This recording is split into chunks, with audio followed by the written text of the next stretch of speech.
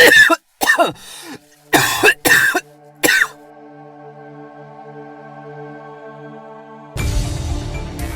moment our fellow geeks, dweebs, nerds, and other unfortunates have been fervently waiting for has finally arrived. It's time for TMI, Confessionals of the Nerd Kind. And now, your hosts, Jeff Nerf Herder Chandler, Jim Kaiju Baker, and Christina Yojimbo Henry. You can continue.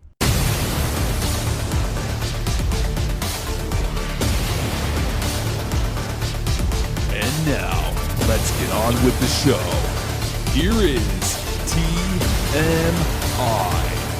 But I love the idea of still talking about the hunt, but again, trying to get to see it. So now it feels like it's been so long, not only since we've recorded, but since we've seen Onward. Like I had to rack my brains to recall. Dude, I actually wrote in my notes, I only saw this a week ago, and I can barely remember some of the details. Yeah. Yeah, it does seem like a lifetime ago all of a sudden. So are we in now? Should we just start this thing? I think we are in. Yeah, we're in. Yeah, we're here. Welcome, everybody. So welcome to the brave new world of the everything, coronavirus. 2020 is canceled. This is the news. Yes.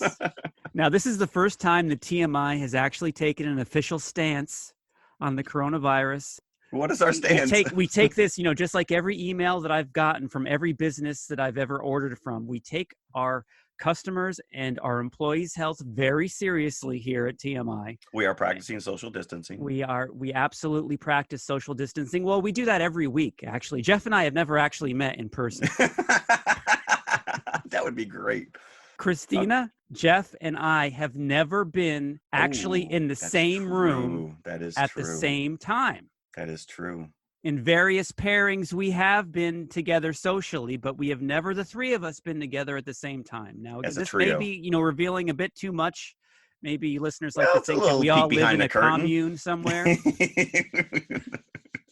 That would be fun. And just watch movies all day long. Yes.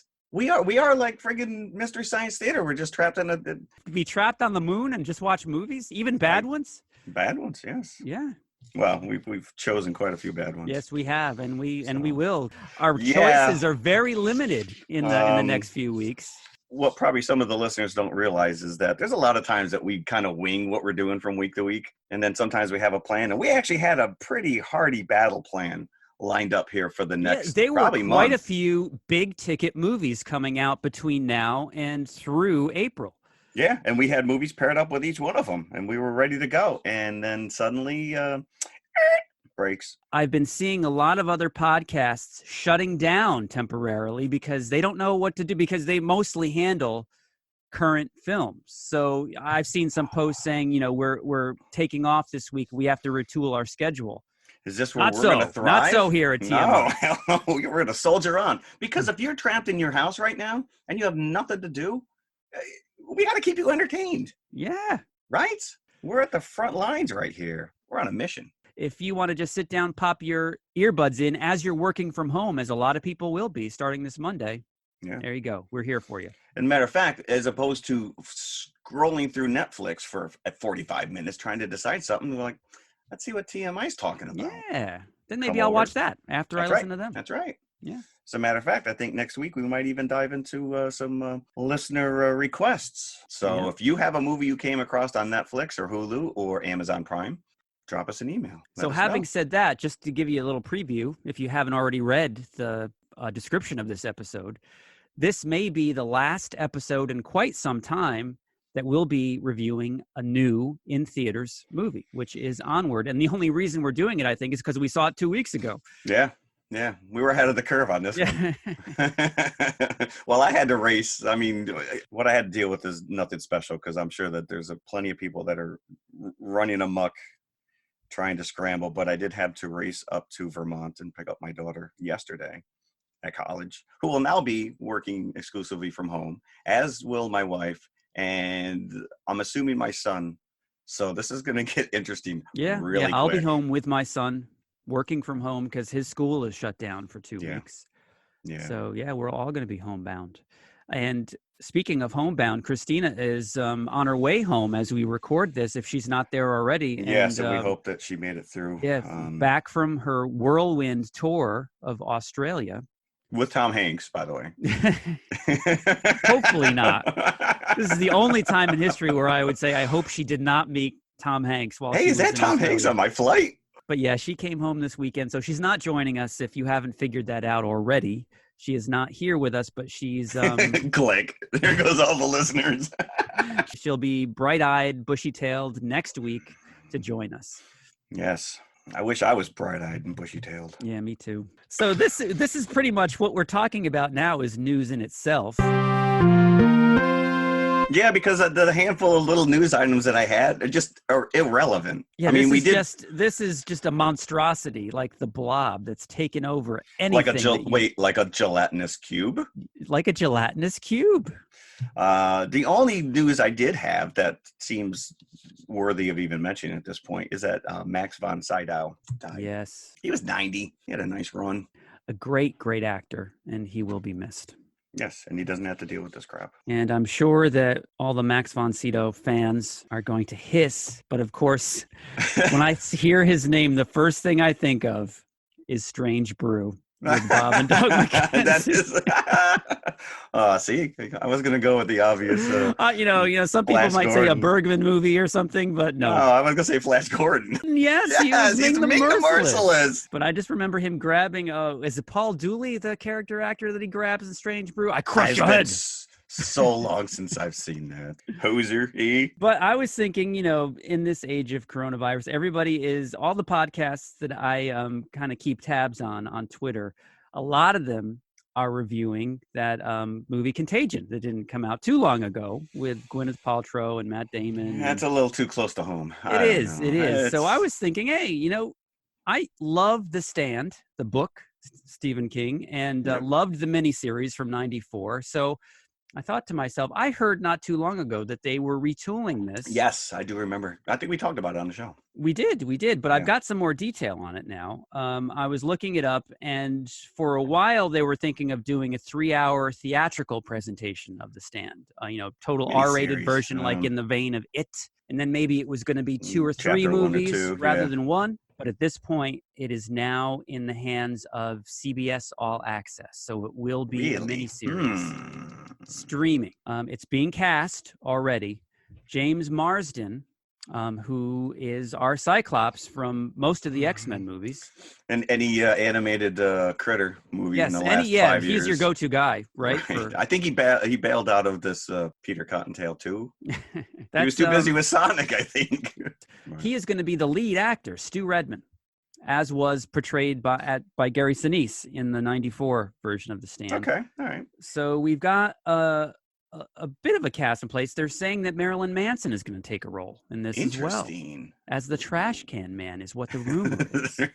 That's typecasting right there. And Whoopi Goldberg as Mother Abigail. So this was scheduled to appear in the fourth quarter of 2020. Yeah, but as everything else, its schedule is all screwed up by the virus. That's so pretty ironic, though, that it's production delayed. And as we said, our choices of movies are going to be limited in the coming weeks because, as you've probably seen, a lot of movie theaters in reaction to this have cut their capacities in half. So they're only selling tickets for half the seats in each of their theater in an effort to keep people away from each other. But as Jeff and I were just discussing, of course, that does not stop that guy who in an empty theater will sit right next to you anyway, inexplicably. Yeah, weird. But we can only assume that this is just a stopgap measure until the theaters close altogether. So we're not very hopeful that we're going to be seeing any new movies within the next few weeks. So that's why we're turning to things like Tubi,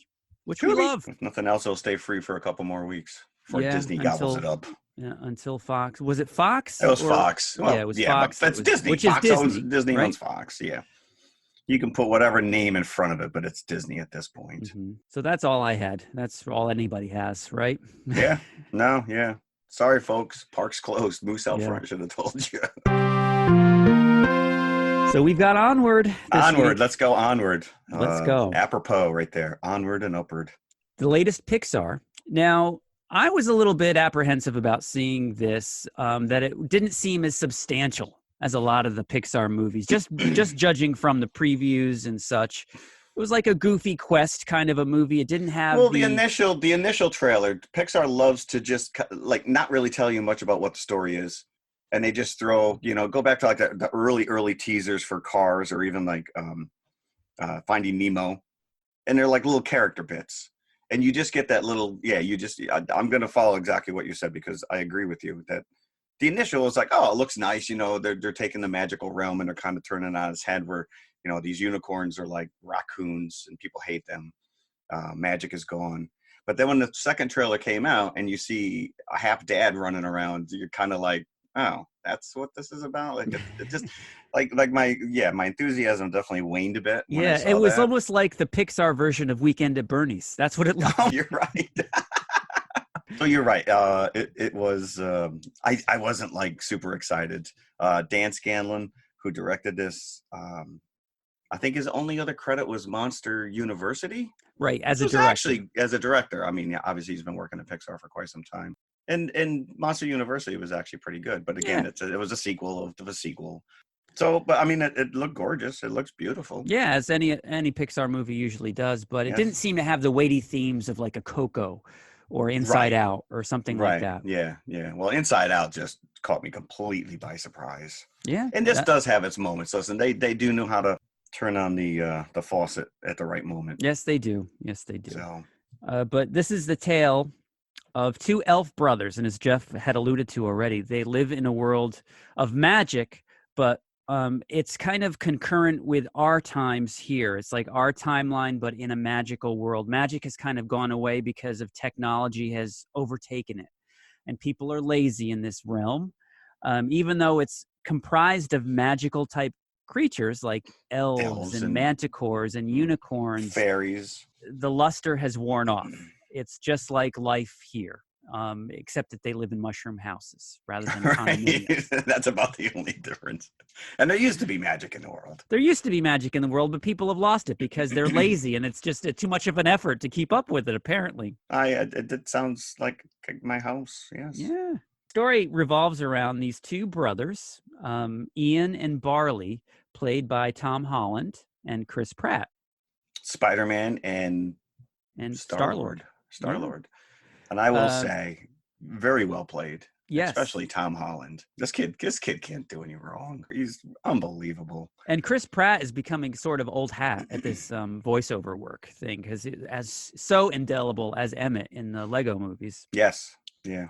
And he just carries that over now to another Disney vehicle, aside from the many that he's already starred in.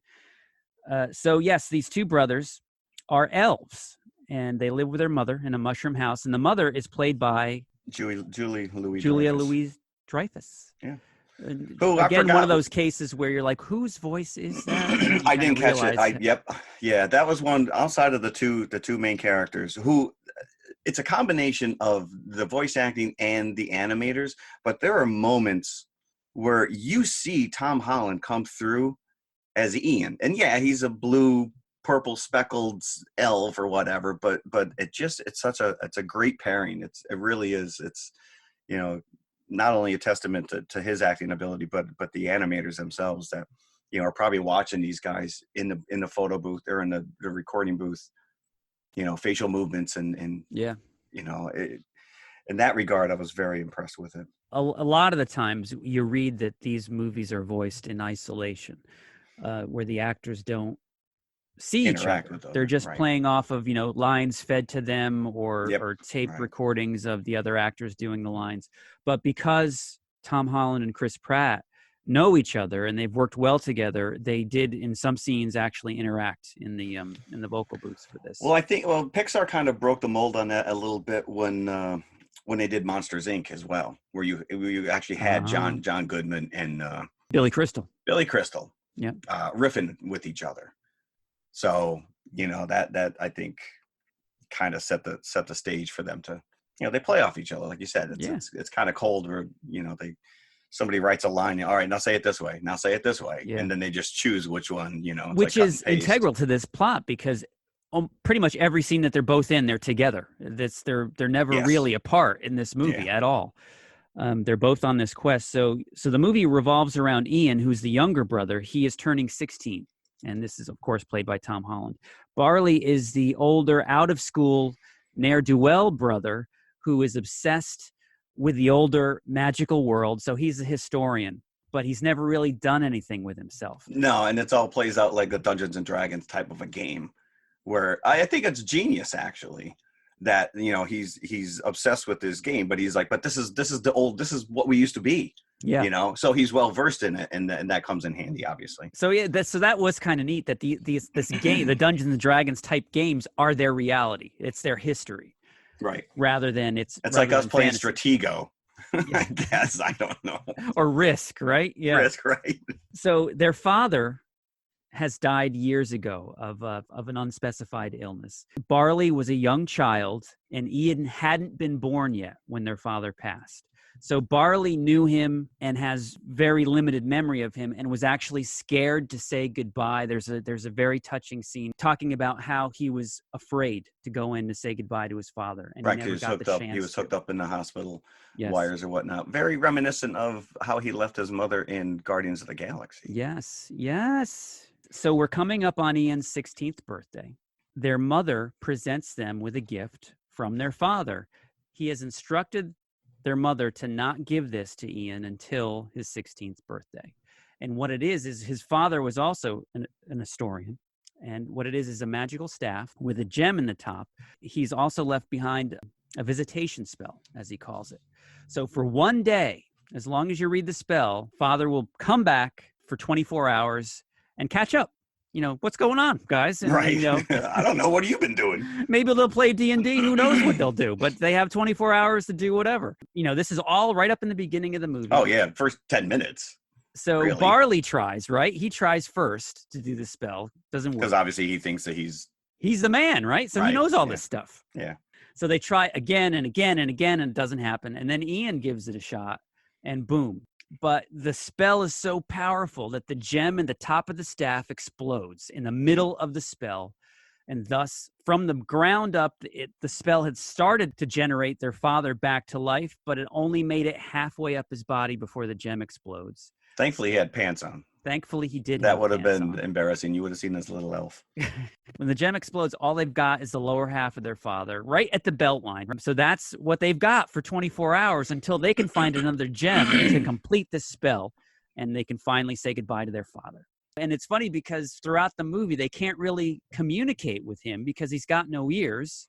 So they kind of just do it by tapping on his feet. So he knows where he is. There was a little throwaway line that comes back big where he Barley talks about the fact that his dad used to tap his foot, or he used to tap his dad's foot. Was like drumming on his shoe. Yeah, right? drumming on his shoe. So that's how they communicate with him. But they have to like tether him like a dog because it is just two animated legs. Right. And this is where you're like, oh, where is this going? And this is where the Weekend at Bernie's thing comes in because they have to put a fake top on him and kind of, walk around with him like this with, fake sunglasses and a pillow and whatever contraption they've got. But they pull it off. By and large, the story is enough that you're invested in these two kids because Ian has never met his father. And he really feels that he's missed out big time on not having a father figure. Right. And this is what Barley and Ian, this is what they set out to do. They have to find another gem within 24 hours to finish this spell because Barley also wants Ian to have this opportunity to meet his father because it's really this whole adventure is for Ian's sake. Right. Barley is sacrificing all this to give this to Ian, to give him their father. The opportunity, yeah. Yeah. The Phoenix gem, that's what they're after, right? The Phoenix gem. And they have to, and it's funny, there's a few characters we're introduced to on the way. The Manticore's Tavern is where they, according to Barley, this is where they can get a Phoenix gem. So they go to the tavern, and it's like a Fridays themed restaurant. Yeah, which is funny. They don't know exists, but it's like, this is like the most popular destination for families in the town, right? So they find Octavia Spencer playing the Manticore, who runs this restaurant. And if you don't know what a Manticore is, it's half lion, half bat, It's like a griffin, scorpion. lion. Yeah. Scorpion tail with bat Very wings, but it's a imposing figure. lion. Yeah. One of the better characters, actually. She was very funny. So when they visit the restaurant and they're introduced to the Manticore, she realizes that she's let go her Magical historical side. past, what Right. the Manticore should be. This Yeah, frightening she turns creature. pretty quick, though. She does turn pretty quick. Like, she's like, what am I doing here? And then burns the place down. Well, she is having a very bad night to begin with at this restaurant, so that doesn't help things. So they realize that they could find where this Phoenix gem is by looking at one of the kids' menus. They see that it's at this place called Raven's Point, and so the rest of the movie is them getting to Raven's Point to retrieve the gem. So it's a fun ride as you're getting there. It's very much like a chase movie. Yeah, and you got the one character we didn't talk about is the mom's boyfriend, who happens to be the sheriff, Colt Bronco. And he is a Minotaur. Minotaur, yes. Who's too now, lazy I thought this was Ratzenberger at first. Like, because No, Ratzenberger's got to be in every movie. He is. I missed it completely, but he played a construction worker. That would have been a pretty substantial role for him, because really, outside of the pig in Toy Story. Oh no, he was the flea in A Bug's Life. Yes, he was. He's had a little more. Oh, and he was the friggin' truck in Cars. All right, so he's had bigger roles. But in this, it was a little throwaway cameo. So the kids make it to Raven Point, and there's a pretty cool. It was almost like Lord of the Rings type thing, where the fires light on each of the mountaintops. Oh yes, yeah. So they're following these statues of ravens, and they're all pointed in another direction. And Barley makes the leap, saying that these are all pointing towards this Phoenix. Yeah, that was so leap of faith. Indiana Jones and the Last Crusade. And this whole sequence is right out of Raiders of the Lost Ark. Yes, because it's almost like a very fruitless sequel. Well, not really, but they have to go through all these underground booby traps and what have you once they get to the last Raven. And this is where that gelatinous cube comes in. Yeah, there's a running joke with the gelatinous cube, and then they actually encounter one, which was kind of funny. One of the characters from Barley's Dungeons and Dragons game, and then there you see it in the end. So they go through this underground maze, which is very Indiana Jones. And at one point, they get a rounded stone that they take off of one of the ravens that Barley thinks will mean something at some point, like and it does. Key, yeah. So after they go through this maze of booby traps, they come out. This is the tunnel that's going to lead us right out to the Phoenix Gem. They come out of this manhole, and they're right in front of their high school, which is where they were in the beginning of the movie. Yeah, so it was all for naught. And this is where Ian kind of unloads on his brother. Yes. And just tells him that he's a do-for-nothing, worthless doofus who wastes his time on this crap, and I'm not following you anymore. And it's very heartbreaking, actually. It's because now he realizes, he's got mere minutes to reconnect with his father. Yeah, he had a checklist. He had a checklist, which was cool. He had a checklist of all the things he wanted to do with his father within this time frame. And as the movie goes on, you just see, they're just getting farther and farther away from their goal. And he just starts crossing off. Well, I'm not going to be able to do that. I'm not going to be able to do that. So yeah, that was like the last boulder where they're right back in front of the school, and he just throws his hands in the air. But Barley doesn't want to let it go, because right across from the high school is one of the only holdovers from the old world, which is an old fountain that's going to be torn down. At the beginning of the movie, he was locked himself in there so they wouldn't destroy it. Yes. So now Barley is convinced that this is somehow tied to the Phoenix Gem. So he takes this stone that he's got, and he's trying to put it all over the fountain. And as this is going on, and there's a very memorable dragon character that's painted on the front of the high he's like their mascot. The high school at the end of the movie turns into an actual stone dragon with the face of the mascot, and I thought this was one of the neatest things. It was in the movie. Very well done. It was so cool. His wings are this red mist, but he's just made up from all the cobbled pieces of the school, torn apart windows and whatever. But you're right, the front of the head itself is the cartoon dragon face. The other part of this story, which is going, because it is a chase, but it does go back, and the mom hooks up with the Manticore. The Manticore, yeah, because the Manticore has left behind her restaurant and wants to help. It turns out the mother runs into her at some point and puts two and two together. This is the mother of the two kids that were in my restaurant. So she joins the mom in chasing after them. Right. And they have to go and retrieve a sword, right? Yes. Is that what it was? Yeah. So there's a funny scene in the pawn shop, and then the cop is after them as well. And there's a lot going on. We run into fairies, like a biker gang, but they're fairies, little tiny fairies that I guess forgot how to fly, so they have to ride motorcycles, and they're just angry. Yeah, there's a lot going on, but this fight at the end is really fun when everybody comes together. Ian has the magical ability, and he's been innate in practicing. him. He's been practicing.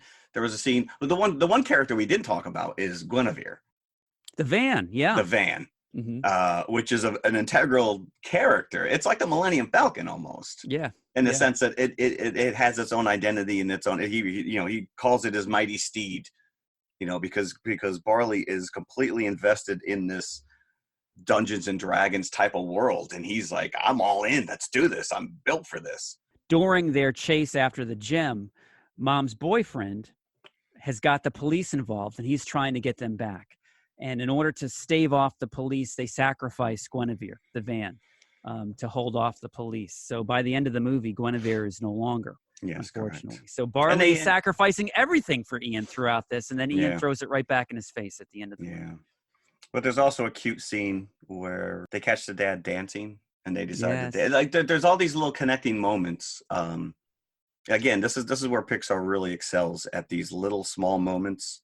Here they are trying to get to the end game, not realizing that they really are with their father, and they're already connecting in their own way. Yet he's not corporeal in the sense that he's sitting down with a face or hands, for that matter, and talking to them, but they are communicating, and Ian realizes that he has done some of this stuff with his dad, but more importantly, he's had a father all along in Barley. Yes. And that's where you get the flashbacks to him as a little kid, and Barley has always been there to kind of teach him and set him right, and to always be his friend. And that's where the tear ducts really kick in. Yeah, that's the big revelation at the end of this.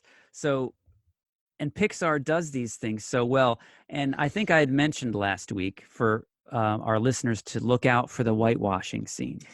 And Pixar doesn't need to do it. There was none. And the one thing I thought was genius was that they do get to bring their father back. I mean, the sun is literally setting. They have minutes, but they don't show him up close. No, because Ian makes a decision at this point, because the staff is destroyed in his battle with the dragon.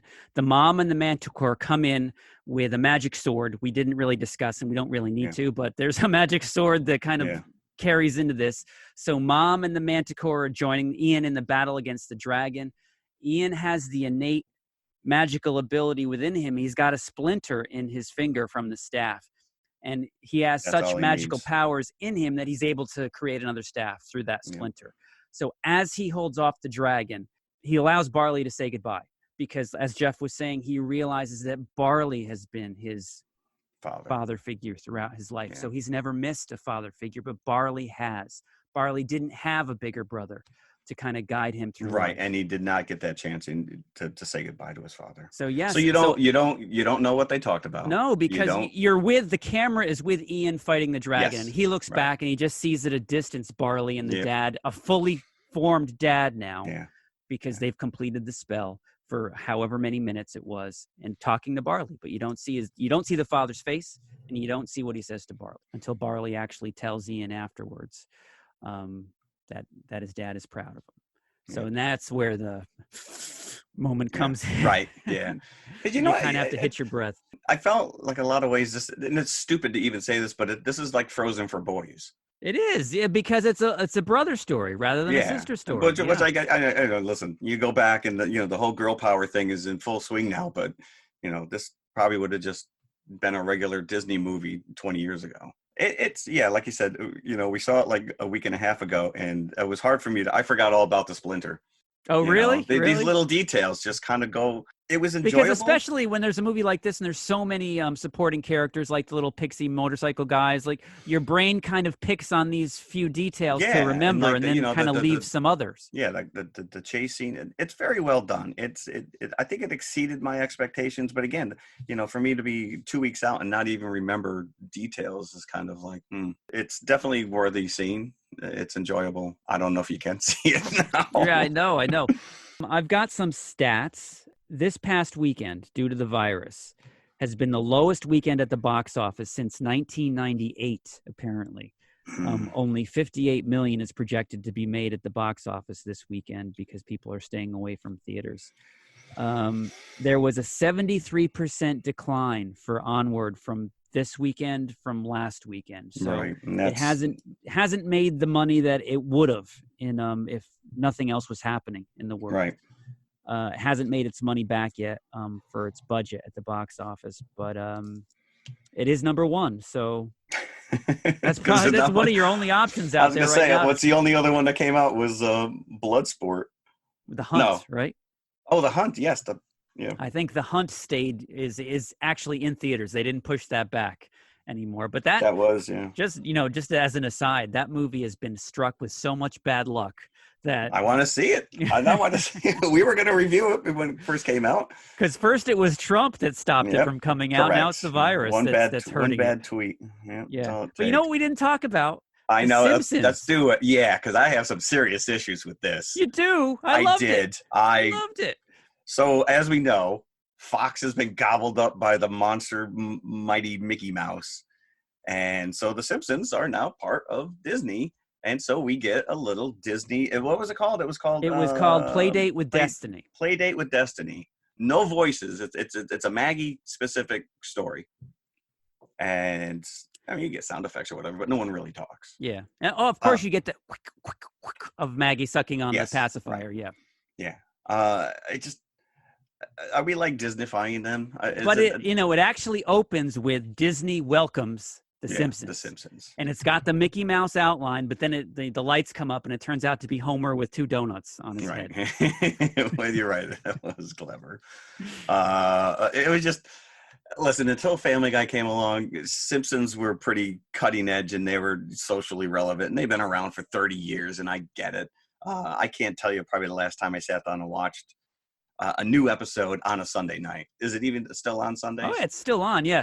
My son is of the age now that he is adoring The Simpsons, and we've been watching it from the beginning on Disney Plus, where I think we're at season 5 at this point. You're getting strong episodes right there. So I think he liked the short better than Onward. He was still talking about the short after we left the theater. I thought it was a little lacking some teeth.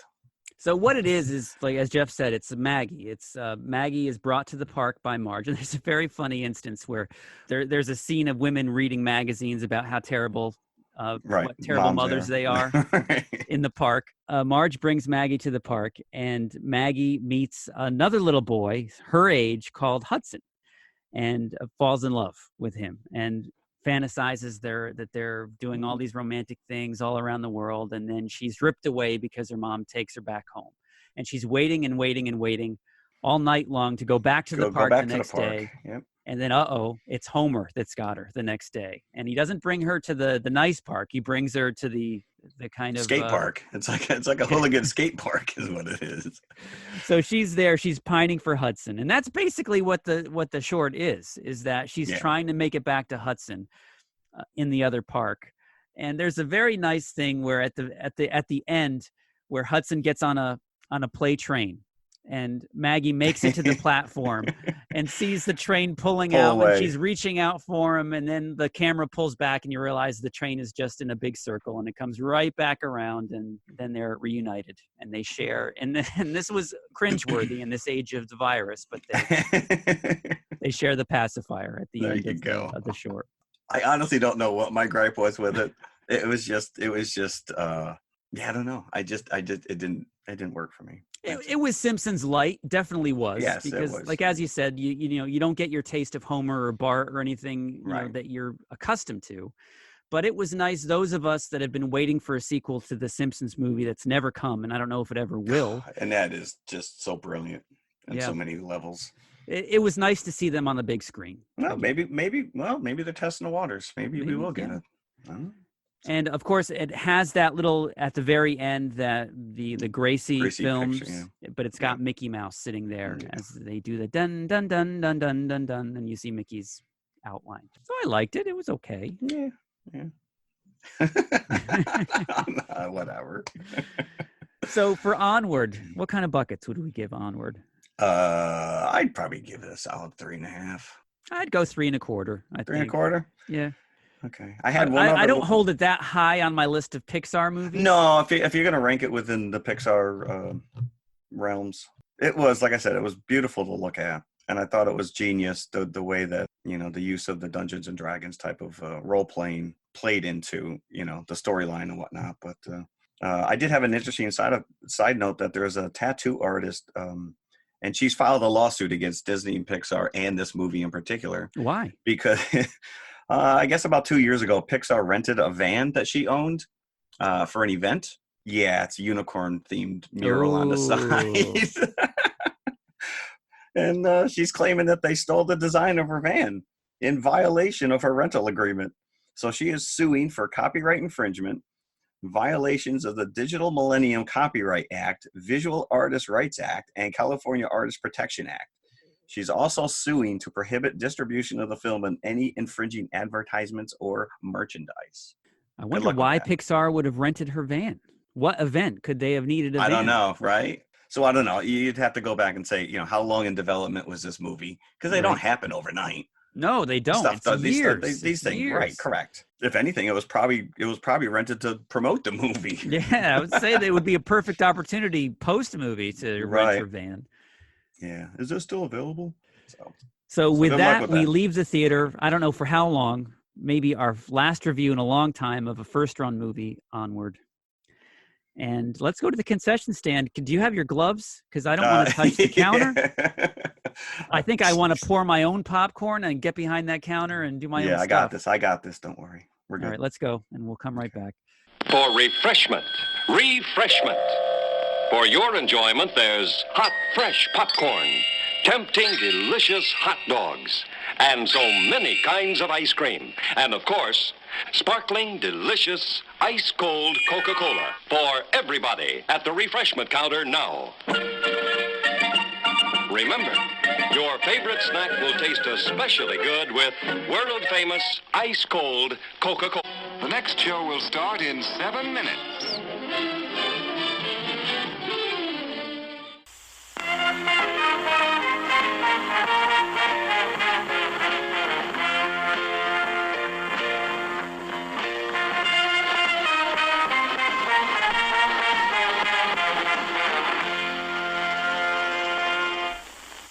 Okay, we're back. As we mentioned last week, we have gone back into the annals, back into the vaults of Walt Disney, and we have pulled out one of the obscurities. Now, maybe not as obscure as Condor Man, but it's still up there. No, that was pretty obscure. That needs to stay obscure.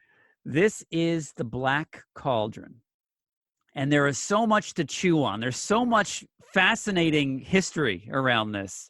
I was shocked that my DVD copy that I got from the library, the gold collection, no less, of Disney, no special features. Nothing. Well, I think that they didn't even release this on disc until years later. Until 1998. 98. They didn't even put it on VHS. Wow. In the boom of VHS. This was released in 1985. Now, this boggles my mind because I had no memory of this coming out this late. I was convinced it was like 81 or 82. No.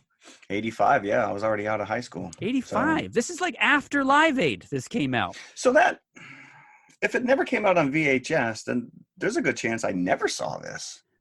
I don't remember saw this any in the of theater. I definitely never saw it. I don't think I've ever seen it all the way through until this sitting right here.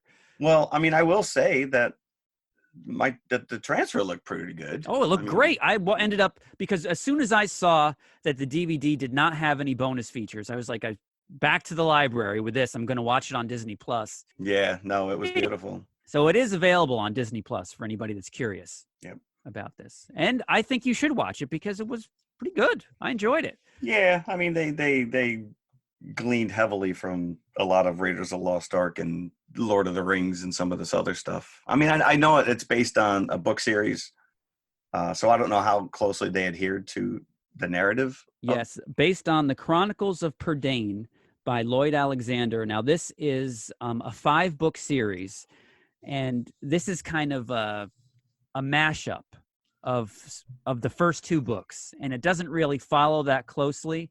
I read a quote that taken apart from his books, he enjoyed the movie. He thought it was a good ride, but it has nothing to do with his books. Oh, really? Yes. Wow. Okay. So it's its own thing. It's its own They just, thing. Yes. even though they kind of they borrowed some of the names and So his books are based on Welsh mythology, right. and they were published these 5 books were published between 64 and 68. I guess he did 1 book a year. And Disney was as interested in doing this as early as 1970, 71. And so it was in development throughout the decade of the 70s. And it was originally set, I think, to be released in 1980. And they ended up pushing that back to 84 because they didn't have the animation techniques in place yet that they thought that this movie required, because they wanted to go a more realistic route with the human characters, but then they ended up Disneyfying it anyway. And I was surprised to learn that this is Disney's first use of CGI. Yeah. Because I always kind of... Yeah, because I did think to myself before I read that, and I was watching this, that a lot of the cauldron effects, Yes. like the mist, the green mist seeping out of the cauldron, was very much effects-wise apart from everything else that was going on in there. It looked real, the mist. Yeah, coming out yeah, of and the cauldron itself is like a 3D modeled. Yeah. So this is directed by the team of Ted Berman and Richard Rich. Richie Rich. And his dog Dollar.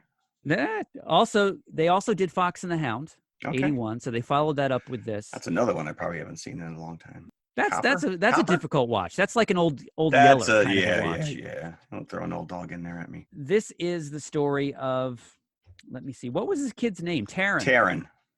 Or Luke An Skywalker. assistant, no less, pig keeper. he hasn't quite.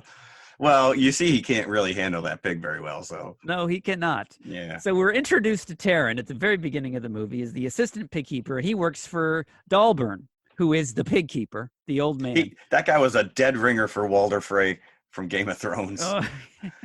I hope someone didn't make him a pie. And they only keep 1 pig, these 2 pig keepers. All right, your turn. You watch the pig. And the pig's name is Henwen. Henwen. Yeah, I called it that Henwen was a princess, but I guess it didn't turn out. It's just a pig. And the reason this pig is so special, the reason it takes 2 people to keep it, is that it has powers. It has this future sight, I guess. If you fill up a basin with water, you stir it, and you say some kind of an incantation, and you put his snout in the water. How did they come across? How do they figure that out? I don't know. Yeah. Why don't you jump on that, Wilbur? All you can do is talk to spiders. He can kind of give you the future and what's going on elsewhere. It's kind of like Dumbledore's basin in his office, right? In the Harry Potter movies. So, but before that, we get a voiceover, and it's narrated by John Huston. So it gives gravitas to the beginning of this movie. That we are in a time where there is something called the Black Cauldron that is containing an evil king's spirit.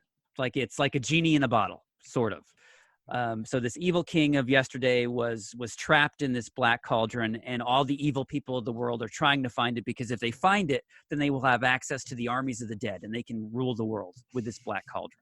So that's the setup of the movie.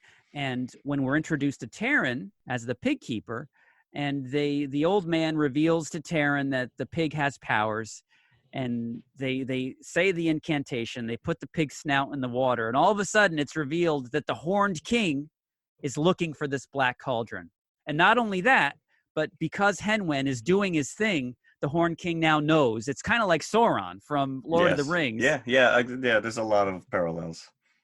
That the Horned King now knows that Henwen, the pig, is onto him, and that he's going to be coming for the pig. I got to get that pig.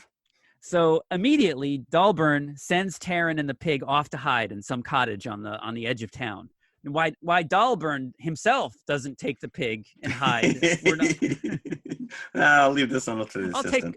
This is why I have an assistant. I'm going to let him do this. That's right. I'm going to the store for some toilet paper. I'll be back. So it becomes like a quest thing, actually, because Taran loses the pig run. almost immediately. Right. It's like, dude, you had one job. That is your job. That's your title. They never make it to this cabin that they've got to find. But we do get to meet Gurgi, which Gurgi. is just, well, I don't know what But the hell again, this. from this talking about Lord of the Rings, this guy was Andy Serkis. If you Oh, close this your is- eyes, you think he was Gollum from Lord of the Rings. Oh yeah, this little dog thing is such a precursor to Jar Jar Binks, Gollum, and Lilo and Stitch. But even the stuff he's saying, like it's direct from the novels. Munchies, crunchies. He just comes short at my precious. He doesn't actually say it. Yeah. But The guy who voiced him, by the way, his name is John Byner. He was the original choice for Mork from Mork and Mindy. yeah, now this guy, John Byner, not John Byrne. If you're reading the names like on Wikipedia, you're like, John Byrne? No, John Byner. That's for all you comic book nerds out there. Nerd. So this guy was like a character actor in the Yes. 70s, and he was on like every sitcom that you can imagine, John Byner. So if you see a picture of him and you're our age, you'll probably recognize him. The one thing I said, he voiced every character except for one on the. Do you remember the Pink Panther cartoons, the Ant versus the Ant? Yes. Aardvark? Yeah, the Ant versus Aardvark. I always Yep. thought that was Jackie Mason. Oh, really? They were No, making John a- Byrne. they So were yeah, making- they were making so if you such look a- at his Blatant. his filmography, it's like every single Ant Yeah. versus Aardvark he's done. right. I'm gonna get you in. And I think he's still alive. I think he's 81 and kicking it Yeah. out there. So stay Wow. indoors, John Gurgi. Byrne. Gurgi. So yeah, Yeah, so we this get thing Gurgi, who is immediately he is the wrench in the works. Even though Taran is stopped short at just kicking him at every because he tries to steal his apple, he tries to steal his food, but Gurgi loves inexplicably Taran and calls him my lord throughout the movie from this point on. So Taran ends up in a whirlpool underground with the fair folk, which is kind of like the little fairies from the motorcycle gang from Yep. Onward. Yeah. A cross between them and the fairies from Sleeping Beauty. And this is very reminiscent, I think, of Sleeping Beauty as well, the Black Cauldron, just in its animation style, because Disney, I think here, you're going into that era of Great Mouse Detective and Little Mermaid, and you're getting away from that real pencil-drawn animation Yeah. style that like the 101 Dalmatians had, and you're getting back to that classic, clean Sleeping Beauty and Right, before yeah. era of Disney animation. I thought the animation was brilliant here. I thought Yeah, the no, colors it's very were really it's very vivid. nice. Everything Like I said, popped. the transfer really was impressive. I was, So we get the fair folk who and Taran has already lost the pig at this point. So the fair folk agree to help Taran to find the pig and bring it back because the pig has also made his way through the underground with these fairies. So they trace the pig to the dungeons of the Horned King. And now it is important to point out that this is the first PG-rated Disney animated feature ever. There's some scary crap going on. And there's some salacious crap going on in here because when you first see the Horned King's castle, like all of his henchmen, stripper that's dancing on a table in front of This is the first Disney movie I think that we got to see armpit hair as well. Yes. One of the guards at one point, and you're like, oh, we're not in Kansas anymore. So Taran ends up in the dungeons of the Horned King because the Horned King needs him in order to make the pig do his thing because the Horned King is convinced that the pig will lead him to the Black Cauldron. We didn't bring up the princess yet, have we? Have we met the princess yet? Because I don't remember. Taran meets her. She was obnoxious. I didn't in like the her. dungeons. Oh, in the dungeons. Okay. In the dungeons. So yeah, we've just gotten to her. Okay. All right. So Taran is trying to get his hands back on Henwen, and then he's introduced to this princess who's wandering the dungeons because she's been kidnapped by the Horned King, but apparently they've forgotten about her and they just let her roam the They castle. just let her go. Screw it. And let's see, what is the princess's name? Is that even important? I don't even know if I wrote it down. It's a weird name. Elanwi, Princess Elanwi. Yeah, it doesn't really That's her roll off. name. It doesn't really roll off the tongue. So she's not really a memorable character. She just is kind of along for the ride, not a fully fleshed out character, unfortunately. And No, then the there's one- also the minstrel that's just happens to be walking by the castle, and he's taken into Yeah. custody as well by the Horned King. He needs some pants. Now, the Horned King is not human. He's like this Skeletor type figure. Yeah, I actually wrote Skeletor down. Yeah. He is pretty scary, Do actually. you remember the cartoon Dungeons and Dragons? The Yes. bad guy that they went up against. He was very reminiscent of him. So at one point, all of our main characters escape from the dungeons, and they run into the three witches, the three harpies that have the cauldron. They're kind of guarding the cauldron along with all these other cauldrons, but they don't know what to do with it. Apparently, they don't use it for anything.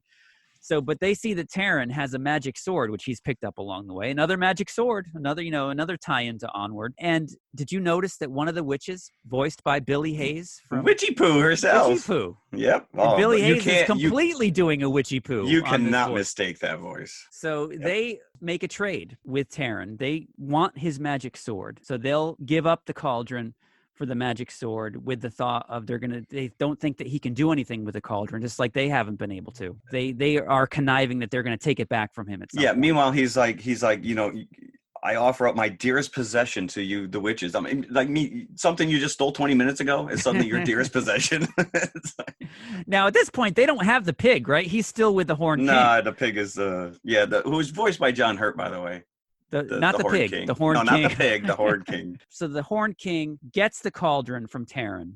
Throughout the movie, you see little instances of these nightmarish scenes of the Horned King's henchmen bringing back dead bodies. Yeah, it's pretty dark. It's pretty grim because he's gathering all these skeletons and dead bodies because he wants to amass this army of the dead once he gets the cauldron. He's going to reanimate them, yeah. So he finally gets his hands on the cauldron from Taran. He animates all these bodies, and so he's got his army of the dead. Yeah.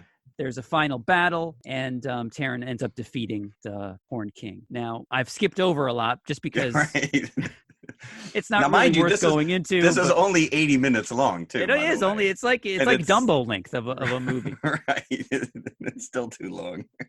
But at the end, the darkness is vanquished, and everybody lives happily ever after. Did you catch the little tree spirits at the beginning? They're voiced by the same actor who was the Sultan in Aladdin. No, I didn't catch that. Yeah, I couldn't tell you the actor's name, but it was him. I'm like, I said I recognize that voice. But like you said, the behind the scenes of this movie is more fascinating than the movie itself, I think. It is, and some of the darkness in here is because sometimes when you read this about a movie, you think it's exaggerated, but in this case, it's really not. It is bizarrely dark and grim, especially for an animated movie, for a Disney animated movie. For example, when they find the fair folk, when Taran finds the fair folk, and he tells them what he's trying to do, and he says that he needs to find the Horned King, and one of the fair folk says to him, "Is the burning and killing still going on up there?" Like meaning the right. We're gonna stay right here. Thank you very much. Now, apparently, when they previewed this, kids ran from the theater.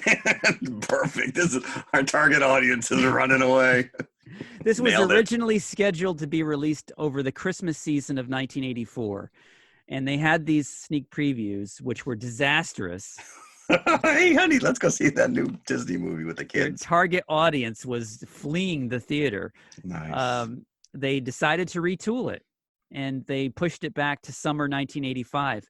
Now, Jeffrey Katzenberg, who had just taken over the reins of Disney, he insisted that at least 12 minutes be cut of some violent scenes. I guess when the Horned King initially gets his hands on the cauldron, he actually kills all of his henchmen to make them part of the army of the dead. That is alluded to in the final version, but I guess it's more explicit in some scenes that were cut, where he actually kills them on screen. Right. Yeah. So that was one of the things that Katzenberg wanted to cut, and the producers were hesitant to do that. And Katzenberg actually got his hands on the print himself and was going to edit it himself. I got a pair of scissors right here. Then stepped in and stopped him. Dude, what are you doing? Yeah, but they actually did end up cutting some of the scenes. Right. I think they did cut out the 12 minutes. So that's another reason why it was so short, and pushed it back to July. But it did nothing. It's actually known as the movie that almost killed Disney. It only made $21 million at the box office. It cost $45 million to make. Oops. And at that time, it was the most expensive animated movie in history. Yes, well, you figured with the CG, which was pretty cutting edge at the time.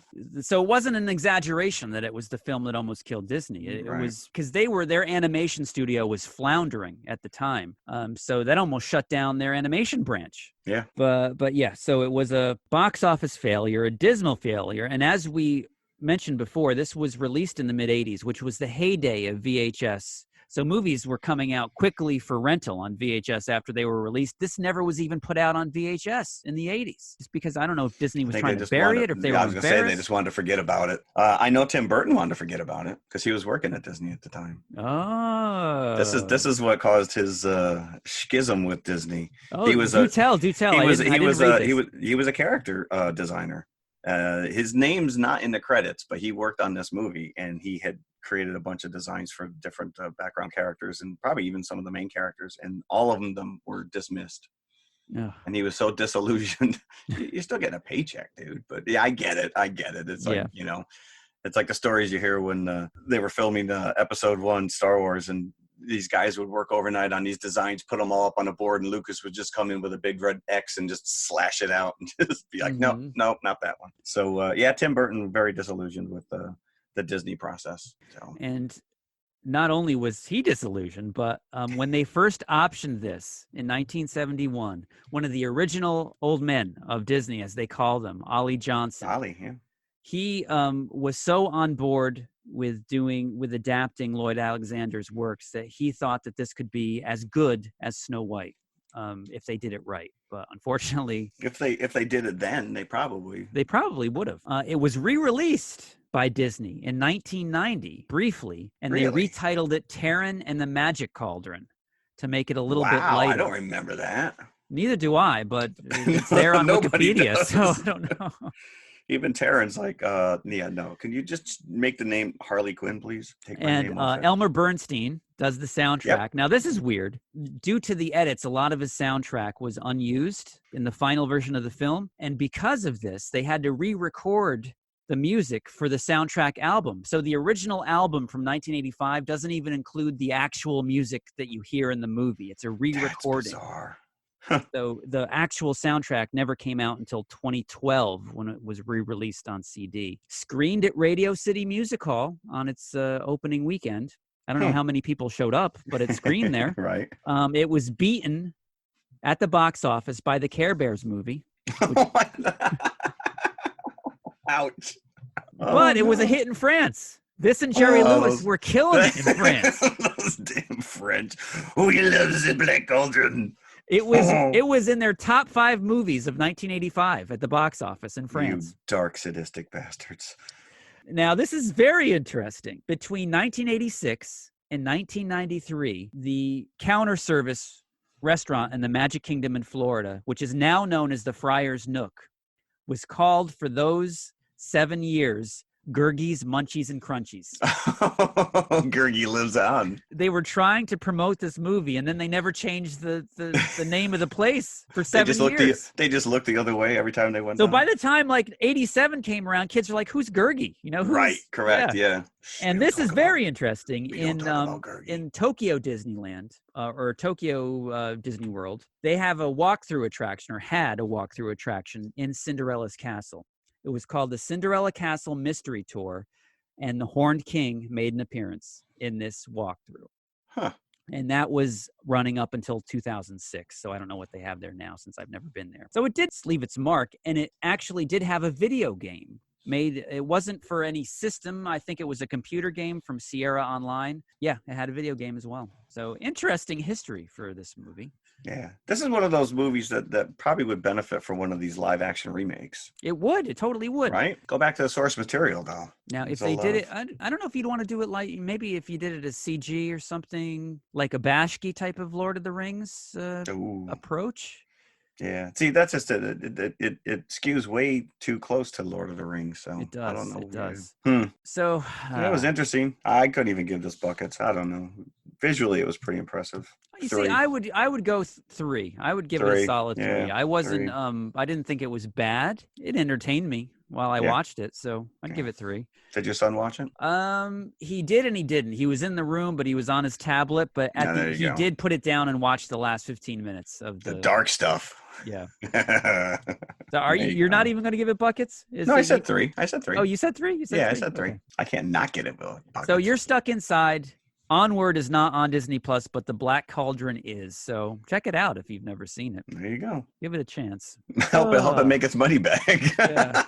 You know, we didn't. Did we come up with a confessional this week? Confessionals. Yes, it was favorite sword and sorcery movie. Did I even think of an answer for this? I don't know. yet? You posed the question. Did I? I can give you some. Give me Well, some suggestions. all right. Well, you can't go wrong with Legend, which we covered. Legend, Legend is one of the best. Legend is We one have of the not best. talked about Willow yet, Ooh. which is, I guess, sword and sorcery is a really kind of fall in there. I mean, he's a magician. But even like Jason and the Argonauts, those are like Yes. classics. That's all Oh, classic I've got stuff. an answer. I've got an All right, answer. go ahead. Dragon Slayer. Oh, I like it. That's Peter always Nichols been one of my before he became- favorite Peter 80s Nichols movies. before he became. I saw that in the drive-in. Actually. I saw it in the theater. That horrific scene at the end where she's with the baby dragons and biting her, and yeah. Or the scene where the girl's naked in the water and Oh, Peter yeah. McNichol sees her. That was before he was like Peter McNichol, like goofy Peter From McNichol. Ally McBeal, Ally right? McBeal, yeah. But that scene at the end where Ralph Richardson gets taken by the... Yes, and he's friggin' this Hold'em, and he's got the staff, and Yeah. no, visually that's a very impressive movie. Loved Dragon Right. Slayer. ILM. Loved it. Yep, there you go. That's a good call. I like that. I went obscure because, like I said, obviously you could pick any one of those movies. I just bandied off there, but 13th Warrior. Have you ever seen this? Yes. I remember being blown away when I saw this movie. Antonio Banderas, before he was Antonio Banderas, 99 that came out. And he was, what was he? He was like a Muslim or something. He was fighting with Vikings. And that was like an undead army or something that they were. Oh, that would be a great double feature episode. 13th Warrior and Dragon Slayer. Ooh, I like it. Yeah. Wow. I think we got to add that to the list. Yeah. You know what? I will an honorable mention though, and that's only because I just came across this the other day. This movie came out last year, The Boy Who Would Be King. And it's Yes. the whole retelling of King Arthur, and Patrick Stewart plays Merlin. It's very well done. I enjoyed it immensely. Where did you see it? Was it on cable now? I think it's like HBO, or it's one of the it's one of the paid channels. Yeah, I just happened to come across it, and I'm like, oh, I'll watch this. Mm-hmm.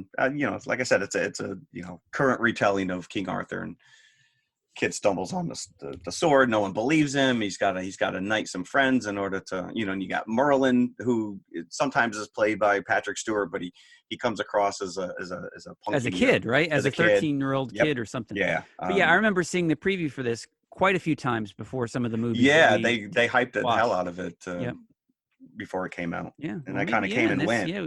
Hey, we got all the time in the world to watch this stuff now. I know. Well, I do have to work still. I can't work from home. So speaking of, what are we doing next week? Next week, we're going to celebrate the insane genius of Nicolas Cage. We're covering his latest movie, Color Out of Space, which is new to streaming and to home video. And we're going to cover Mandy, which is a couple of years old now, but it's on Shudder if you've got that for free. And you can pay for it for a minimal fee on streaming. So it's a Nicolas Cage bonanza next week. Tune in. Kind of scramble for content. So yeah.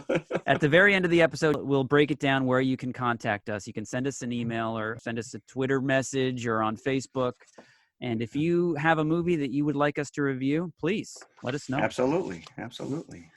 All right. Well, thanks for listening. Yes, thank you. And Christina will be back next week. Yes, everybody be safe out there.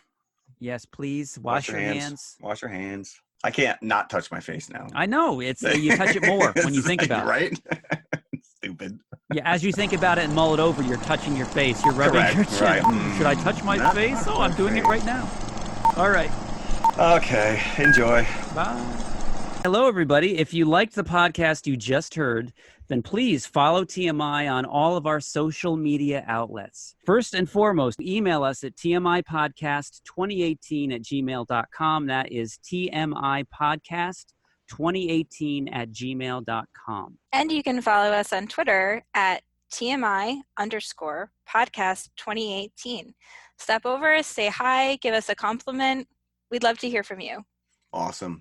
Make sure you follow us on Instagram as well, which is also TMI_podcast2018. And of course, we are on Facebook, facebook.com/TMI TMI Podcast 2018. And it should be noted, we also have a community page, so join the forum. And if you like to watch YouTube, you can see us at TMI Podcast 2018, all one word. Look for the popcorn bucket. Popcorn bucket. Or you could just go to our website, which has every link there, tmiconfessionalspodcast.com. And we'll see you at the concession stand. We'll save some popcorn for you. I'm going to the store for some toilet paper.